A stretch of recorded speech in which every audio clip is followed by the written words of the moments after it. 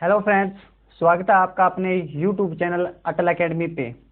मैं इंदर मोहन आज आपको जो संविधान के अंदर पंचायती राज व्यवस्था है उसके बारे में बताऊंगा। और उसके बारे में बताऊंगा ही नहीं बल्कि आपको उसके कार्य, उसका गठन, उसके पास क्या क्या शक्तियां हैं, उसका गठन क्यों किया गया, इन सभी के बारे में बताऊंगा। और क्या है पंचायत के कार्य और कैसे की जाती है इसकी चुनाव प्रक्रिया, तो सब के बारे में मैं बताऊंगा। तो आप इस वीडियो को ध्यान से देखिए और साथ साथ नोट भी करते जाइए। तो दोस्तों, उम्मीद करता हूं कि पीछे जो मैंने वीडियो बनाए हैं सभी संविधान से रिलेटेड वो आपको पसंद आए होंगे। और ये वीडियो भी मैं अपने जिंद और जान से बनाऊंगा। तो आपको अगर ये वीडियो अच्छा लगे तो इस वीडियो को लाइक करें, शेयर करें और चैनल को सब्सक्राइब करना न भूलें दोस्तों। तो सबसे पहले जो बात आती है पंचायती राज व्यवस्था की, जो पंचायती राज व्यवस्था है इसको क्यों बनाया गया और क्या जरूरत थी इसकी। तो जो पंचायती राज व्यवस्था है दोस्तों, वो जब हमारा भारत आजाद हुआ था 1947 को, संविधान सभा की जब बैठक हुई थी उसके अंदर गांधी जी और भी कई सदस्य थे, उन्होंने पंचायती राज व्यवस्था का प्रस्ताव रखा और गांव के अंदर गांव का विकास करने के लिए पंचायती राज का जो प्रस्ताव है वो पेश किया गया, ताकि जो गांव के अंदर जो सरकार की स्कीमें होती है वो लागू हो और जो गांव का विकास हो सके। ठीक है दोस्तों, उसके लिए पंचायती राज व्यवस्था की जो है प्रस्ताव लाया गया था, ताकि हर गांव के अंदर डेवलपमेंट हो सके और जो भी स्कीम सेंटर सरकार की होती है, केंद्र सरकार की होती है, वो लोगों तक पहुंचे। इसलिए पंचायती राज व्यवस्था की जो व्यवस्था की गई थी। तो इसके अंदर बाकी सभी सदस्य जो थे गांधी जी के साथ, वो सभी इस प्रस्ताव के अंदर वो सहमत थे। लेकिन जो संविधान के जो निर्माता थे वो कौन थे? डॉक्टर भीमराव अंबेडकर। वो इससे सहमत नहीं थे। उनसे कारण पूछा गया कि आप इससे सहमत क्यों नहीं हो, तो भीमराव अंबेडकर जी ने जवाब दिया कि जो पंचायती राज व्यवस्था है, जो पंचायती राज व्यवस्था है, इसके अंदर वो ही लोग फायदा उन्हीं लोगों को फायदा होगा जिनके पास पैसा है, वो ही सरपंच बन पाएंगे। और वो लोग सरपंच बनेंगे तो जो गरीब लोग हैं उनकी समस्याएं सुनी नहीं जाएंगी, क्योंकि जो अमीर लोग होते हैं, पैसे वाले लोग होते हैं, वो गरीबों की समस्या नहीं समझ सकते। इसलिए जो भीमराव अंबेडकर थे वो इस प्रस्ताव में न शामिल हुए और सहमत नहीं थे। परंतु फिर भी क्या किया, जो गांधी जी और भी इनके साथ सदस्य थे, इन्होंने पंचायती राज व्यवस्था की जो पंचायती राज व्यवस्था थी उसका प्रस्ताव पास कर दिया और इसको धीरे धीरे हर गांव के अंदर लागू करना शुरू किया। तो देखिए दोस्तों, आइए आज का जो टॉपिक है उसके बारे में पढ़ेंगे कि कैसे इसका जो गठन किया गया और किस तरह से प्रस्ताव पेश होता है, इन सभी के बारे में पढ़ेंगे। तो आइए शुरू करते हैं आज का टॉपिक, पंचायती राज व्यवस्था। तो सबसे पहले जो बात आती है दोस्तों, उसके अंदर क्या है कि पंचायती राज व्यवस्था जो है इसको क्यों लागू किया गया। तो पहली बात ये है, क्यों किया गया लागू, क्यों किया गया पंचायती राज व्यवस्था का गठन। तो वो मैंने आपको बात बता दी कि गांव का विकास करने के लिए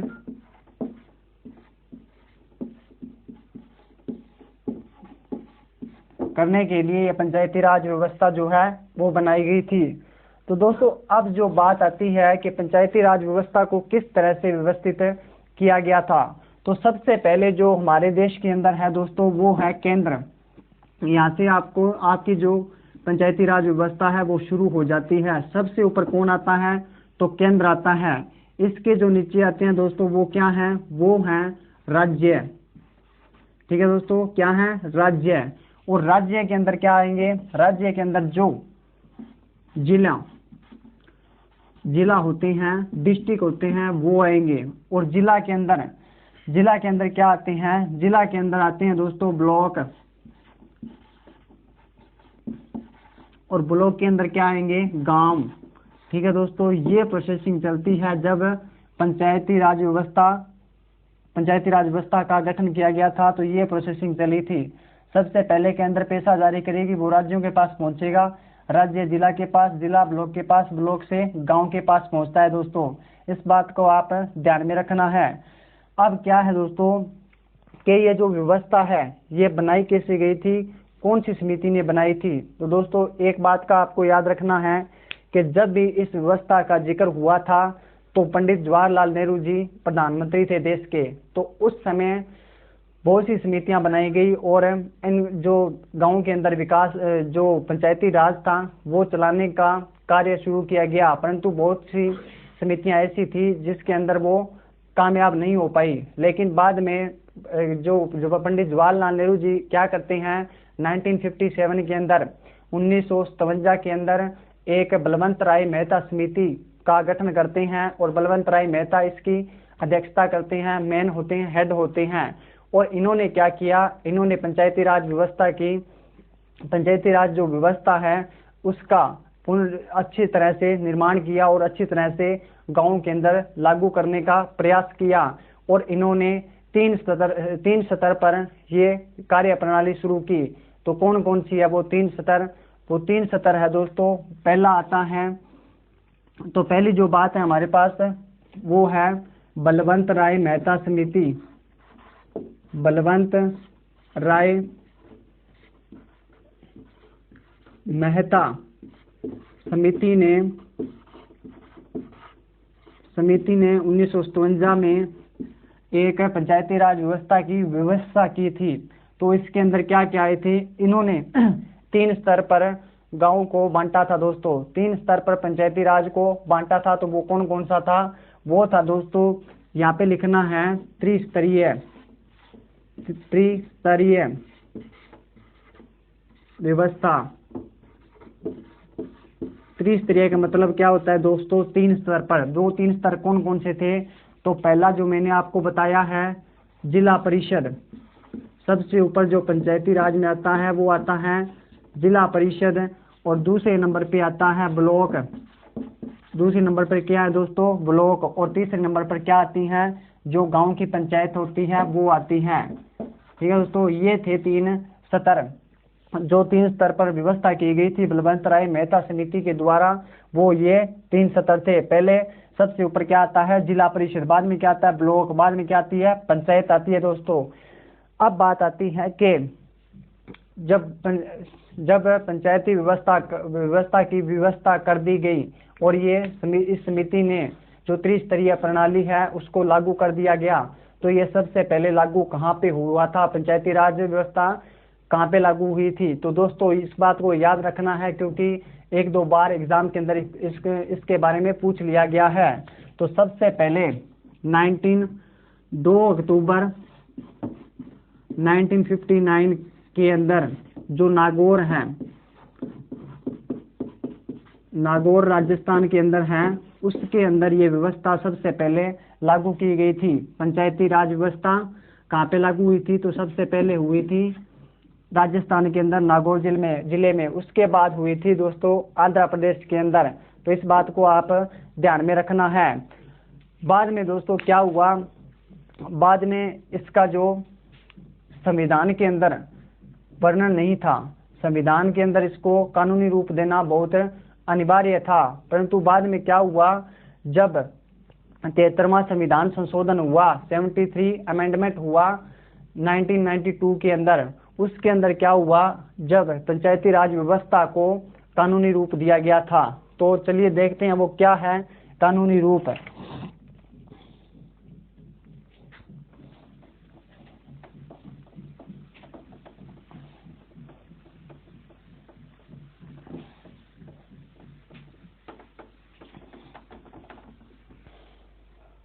तो चलिए दोस्तों आगे देखते हैं जो 2 समितियां और बनाई गई थी उनके बारे में। तो दोस्तों जो 2 समितियां बनाई गई थी बाद में इसके अंदर विस्तार करने के लिए, जो पहली समिति बनाई गई थी 1957 के अंदर बलवंत राय मेहता समिति, तो उसके बाद एक और समिति बनाई गई थी, तो अशोक मेहता समिति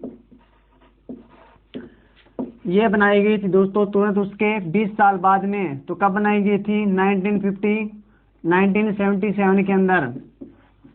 तो इसने क्या कहा, इसने जो बलवंत राय मेहता समिति की 3 स्तरीय प्रणाली थी, 3 स्तर पर राज्य व्यवस्था थी, पंचायती राज व्यवस्था 3 स्तर पर थी। तो अशोक मेहता समिति जो थी उसने क्या कहा, उसने कहा कि जो पंचायत है, पंचायती राज व्यवस्था है वो 2 स्तर पर होनी चाहिए। तो यहाँ पे क्या दिया था प्रस्ताव? द्विस्तर। ठीक है दोस्तों, 2 स्तर पर क्या होनी चाहिए? ये होनी चाहिए जो पंचायती राज व्यवस्था है। कौन कौन सा? वो होना चाहिए जिला परिषद और ब्लॉक परिषद पर, बस 2 ही लेवल पर होनी चाहिए।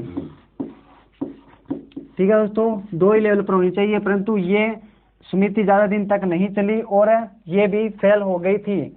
अब तीसरी जो समिति आती है वो आती है सिंधवी समिति।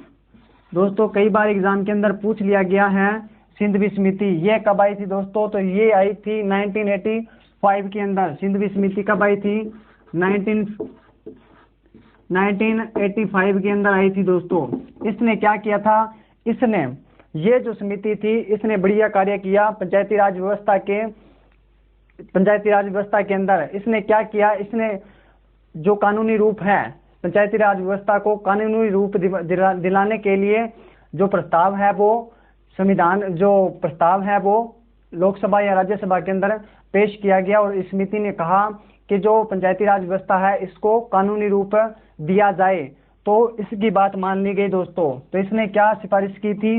इसने सिफारिश की थी कि जो पंचायती राज है, जो पंचायती राज है उसको कानूनी रूप मिले,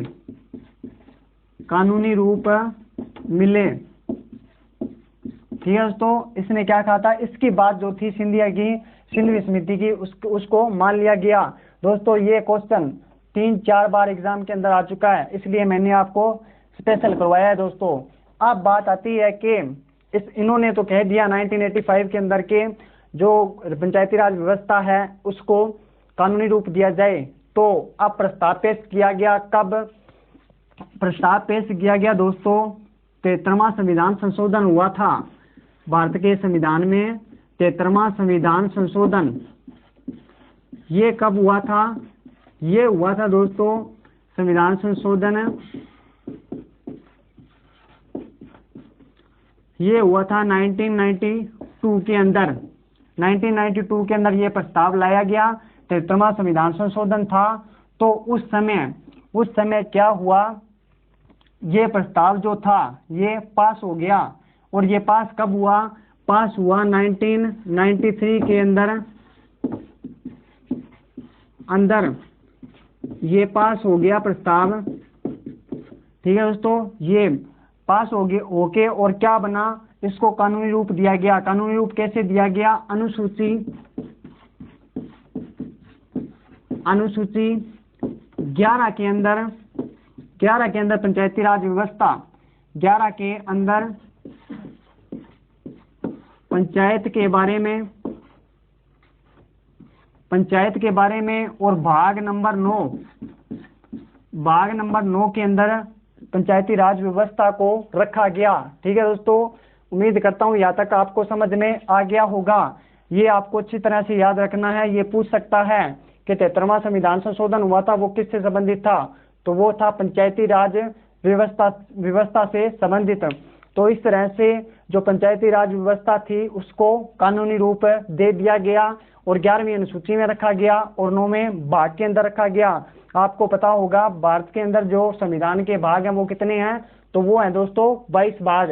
ठीक है दोस्तों। अब बात आती है जो पंचायती राज के अंदर जो गांव के अंदर सरपंच बनता है उसके लिए क्या क्या मिनिमम एज होनी चाहिए और क्या उनके लिए शर्तें होनी चाहिए, तो उनके बारे में पढ़ते हैं और जानते हैं कि एक व्यक्ति जो सरपंच बनना चाहता है उसके लिए क्या शर्तें हैं। तो सबसे पहले यहाँ पे एक बात और लिख लेनी है दोस्तों, यहाँ पे जब ये 73वां संविधान संशोधन हुआ तो यहाँ पर महिला को आरक्षण दिया गया था, महिला को 1/3 आरक्षण दिया गया था किसके अंदर, पंचायती राज व्यवस्था के अंदर, और SC और ST को भी इसके अंदर जो है वो आरक्षण दिया गया था। इस बात को आप याद रखना है। अब जो एज होती है, मिनिमम एज होती है सरपंच बनने के लिए, वो क्या है, वो है दोस्तों तो यहाँ पे लिखना है आयु।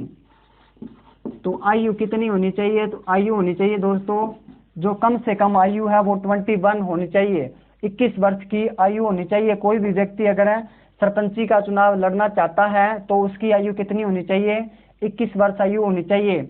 इस बात को आप याद रखना है। अब बात आती है कि जो सरपंच का चुनाव होता है वो किस विधि के द्वारा होता है, तो चुनाव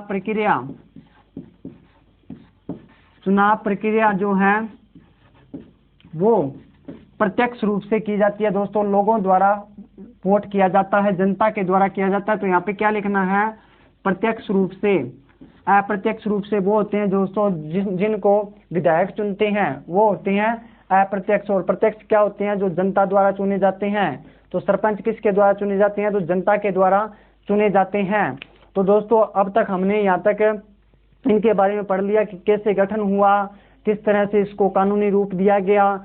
अब पढ़ते हैं दोस्तों जो इनके कार्य हैं उनके बारे में कि पंचायत के कौन से कार्य हो सकते हैं, और अगर वो कार्य नहीं करें और सरपंच को किस तरह से हटाया जाए, तो उनके बारे में पढ़ेंगे कि किस तरह से उनको हटाया जा सकता है। तो चलिए दोस्तों एक बार इसको इरेज कर देते हैं, फिर आगे पढ़ते हैं।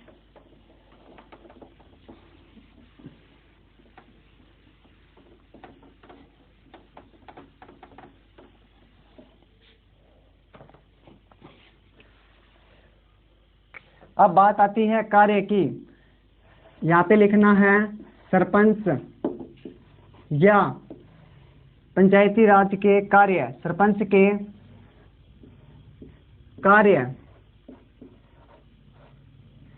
तो दोस्तों जो सरपंच के कार्य होते हैं उनको बनाया ही इसलिए जाता है ताकि जो गांव होते हैं उनका डेवलपमेंट हो सके, विकास हो सके, और जो गरीब लोग हैं उन तक जो वो सारी स्कीमें पहुंच सके जो केंद्र सरकार द्वारा जारी की जाती हैं।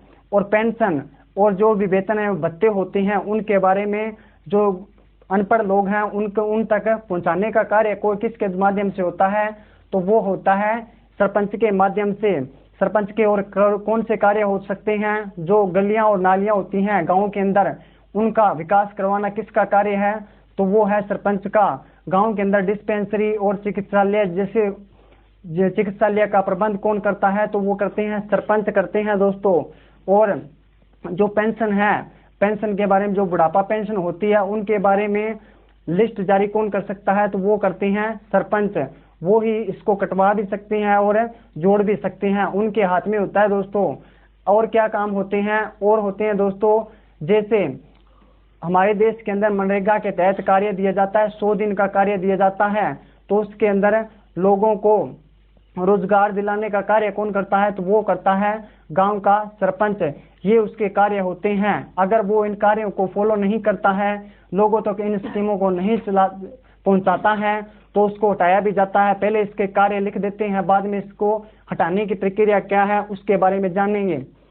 तो सबसे पहले सरपंच के कार्य, तो पहला नंबर जो है केंद्र की जितने भी स्कीमें हैं, केंद्र सरकार की सभी स्कीमों व योजनाओं को गांव में लागू करना, गांव में लागू करना। दूसरा जो कार्य है वो क्या है, गांव में गलियां नालियां डिस्पेंसरी आदि का विकास कौन करता है, तो वो करता है गांव का सरपंच। ठीक है दोस्तों। तीसरी बात जो आती है, जो मनरेगा है, मनरेगा के तहत गरीब लोगों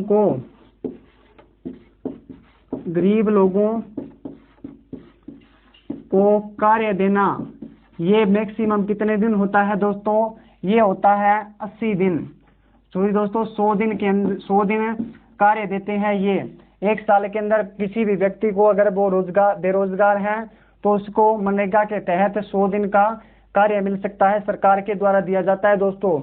और ये लागू कौन कर सकता है, तो वो सरपंच करता है। उस पर आधारित है कि वो मनरेगा की जो स्कीम है कितने दिन तक गांव के अंदर चलाता है या उसको बंद रखता है, वो उस पर आधारित होता है दोस्तों। अब बात आती है चौथे नंबर की। चौथे नंबर पर क्या आता है दोस्तों, जितनी भी जो भी पेंशन और कार्ड धारक होते हैं, जिस तरह से गरीब लोगों को राशन मिलता है, उन लोगों को अच्छी तरह से राशन बंटवाने का कार्य भी कौन करता है, तो वो करते हैं सरपंच। गरीब लोगों के कार्ड बनाने, ये कार्य भी कौन करते हैं, ये भी सरपंच का कार्य है दोस्तों। अब बात आती है कि अगर सरपंच इन कार्यों को नहीं करता है और आपको लगता है और जो पंच होते हैं उनको लगता है कि जो सरपंच है वो कार्य सही ढंग से नहीं कर रहा है, तो क्या कर सकते हैं, तो सबसे पहले जो बात आती है कि 5 जो मेंबर होते हैं, जो 5 वार्ड के मेंबर होते हैं, उनका इसमें सहयोग होना चाहिए और आप इसके खिलाफ कार्रवाई कर सकते हो। जो जिला कलेक्टर होता है उसके पास जाके और यहाँ से अविश्वास प्रस्ताव लिखवा के और उन जो 5 वार्ड के मेंबर होते हैं उनसे साइन करवा के और वहां पे पेश कर सकते हो। फिर जिला कलेक्टर क्या करेगा, जिला कलेक्टर एक अधिकारी को नियुक्त करेगा और वहां वो गांव के अंदर आके और जो पंचायत है, पंचायत के जो सरपंच होते हैं उनको बुलाएगा। अगर उनके विपक्ष के अंदर 3/4 वोटिंग हुई, जो 5 वार्ड के मेंबर थे उन्होंने 3/4 विपक्ष के अंदर वोट दे दिया और सरपंच अपना पद नहीं रख पाया और सरपंच के खिलाफ बोले गए सभी शब्द, जो भी व्यक्ति गया वो सरपंच के खिलाफ में बोला, तो क्या होगा, सरपंच को वहां से इस्तीफा देना पड़ेगा। और जो इनके खिलाफ कंप्लेंट होती है तो वो दोस्तों वो क्या होती है, अगर हम ऑनलाइन कंप्लेंट दर्ज कराना चाहें सीएम के इसके खिलाफ, सरपंच के खिलाफ, तो आप सीएम ऑनलाइन एक दोस्तों एक जो साइट है गूगल के ऊपर जाना, सीएम ऑनलाइन आप क्लिक करना, वहां पे ये सीएम ऑनलाइन खुल जाएगी और जो भी आपको शिकायत दर्ज करानी है सरपंच के खिलाफ तो आप करवा सकते हो। इसको ध्यान से लिख देता हूं दोस्तों, अगर आप नोट करना चाहें तो कर भी सकते हैं, सीएम ऑनलाइन। और अगर आप अपने गांव का बजट, अपने गांव की जो ग्रांट आती है उसके बारे में जानना चाहते हो तो आप एक और साइट नोट कर लीजिए, प्लान प्लस जो गूगल पर टाइप करिए और प्लान प्लस पर क्या करना है, क्लिक करना है। प्लान प्लस पर क्लिक करने के बाद आपके सामने ये साइट खुल जाएगी। साइट खुलने के बाद आपको प्लान के बारे में बताना होगा कि 2019-20 का प्लान के बारे में बताना है या 2020-21 के बारे में। तो आप जिस भी साल का बजट चेक करना चाहो, आप जिस तरह से अपने गांव का बजट चेक करना चाहते हो, ग्रांट चेक करना चाहते हो कि कितनी आई, कहाँ पे लगी, तो उसके बारे में जो 2019-20 की करना चाहो तो वहाँ पे टाइप करना है 2019-20। अगर 2020-21 की करना चाहो तो 2020-21 कर सकते हो दोस्तों। तो इस तरह से आप सरपंच के खिलाफ भी कर सकते हो और सरपंच का सहयोग भी कर सकते हो इसके अंदर। तो दोस्तों सबसे मेन जो बात आती है कि सरपंच कितने कार्य आसानी से कर सकता है, तो सरपंच जो दोस्तों सोच सकता है, तो गरीबों के बारे में सोच सकता है ज़्यादा से ज़्यादा, अगर वो चाहे तो। अगर वो किसी के ऊपर डिपेंड न रहे तो वो अकेला ही इस कार्य को कर सकता है। जो वो सोचता है भी मैं ये कार्य नहीं कर सकता है, और वो दूसरे जो लोग बड़े बड़े लोग होते हैं उन पर डिपेंड रहता है, तो उसको इन पर डिपेंड नहीं रहना चाहिए। और सरकार से ये उम्मीद अपील करनी चाहिए कि उसको ग्रांट दी जाए और गांव का विकास किया जाए, तो वो ये कर सकता है, किसके बिना? जो बड़े लोग होते हैं उनके बिना भी। तो उम्मीद करता हूं दोस्तों, पंचायती राज व्यवस्था जो है उसको आप अच्छी तरह से, उसके बारे में आप अच्छी तरह से जान लिए होंगे। अगर आपको ये वीडियो अच्छी लगी हो तो इस वीडियो को लाइक करें, शेयर करें और चैनल को सब्सक्राइब करना न भूलें। Thank you for watching.